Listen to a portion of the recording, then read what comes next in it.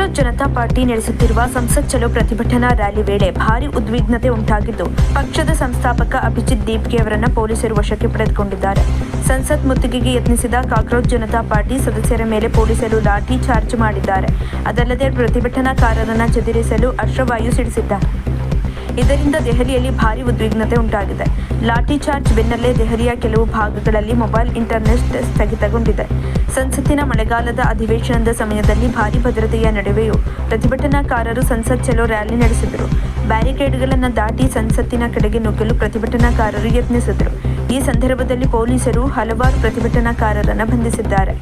ಸಂಸತ್ತಿನ ಅಧಿವೇಶನ ಆರಂಭವಾಗುತ್ತಿರುವುದರಿಂದ ದೆಹಲಿ ನಗರದಲ್ಲಿ ಭಾರತೀಯ ನಾಗರಿಕ ಸುರಕ್ಷಾ ಸಂಹಿತೆಯ ಸೆಕ್ಷನ್ 163 ಅಡಿಯಲ್ಲಿ ನಿಷೇಧಾಜ್ಞೆ ಜಾರಿಗೊಳಿಸಲಾಗಿತ್ತು. ಈ ಮೆರವಣಿಗೆಗೆ ಯಾವುದೇ ಅಧಿಕೃತ ಅನುಮತಿ ನೀಡಿರಲಿಲ್ಲ ಮತ್ತು ಕಾನೂನು ಉಲ್ಲಂಘಿಸಿದರೆ ಕಠಿಣ ಕ್ರಮ ಕೈಗೊಳ್ಳುವುದಾಗಿ ಪೊಲೀಸರು ಮುಂಚಿತವಾಗಿ ಎಚ್ಚರಿಸಿದರು. ನೀಟ್ 2026ರ ಪ್ರಶ್ನೆ ಪತ್ರಿಕೆ ಸೋರಿಕೆಯನ್ನು ವಿರೋಧಿಸಿ ದೆಹಲಿಯ ಜಂತರ್ ಮಂತರ್ನಲ್ಲಿ ಸಾವಿರಾರು ಪ್ರತಿಭಟನಾಕಾರರು, ವಿರೋಧ ಪಕ್ಷದ ನಾಯಕರು ಹಲವು ದಿನಗಳಿಂದ ಪ್ರತಿಭಟನೆ ನಡೆಸಿದ್ದಾರೆ. ಪ್ರತಿಭಟನಾಕಾರರು ಕೇಂದ್ರ ಶಿಕ್ಷಣ ಸಚಿವ ಧರ್ಮೇಂದ್ರ ಪ್ರಧಾನ್ ಅವರ ರಾಜೀನಾಮೆಗೆ ಆಗ್ರಹಿಸಿದ್ದಾರೆ.